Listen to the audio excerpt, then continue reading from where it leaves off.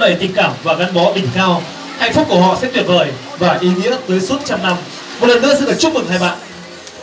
Xin mời chú rể mở chai rượu thứ hai tiếp theo. Rót vào 6 ly rượu phía trước, sau đó sẽ tiếp tục rót lên tháp ly. Xin mời chú rể Văn Mạnh.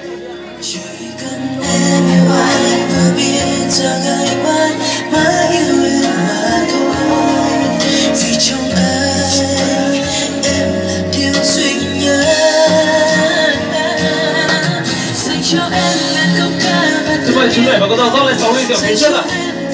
Cô dâu là chọc chai rượu bằng hai tay đi ạ.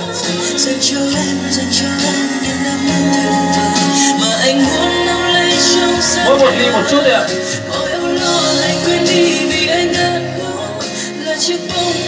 Sau đó hai bạn sẽ tiếp tục rót lên tháp ly.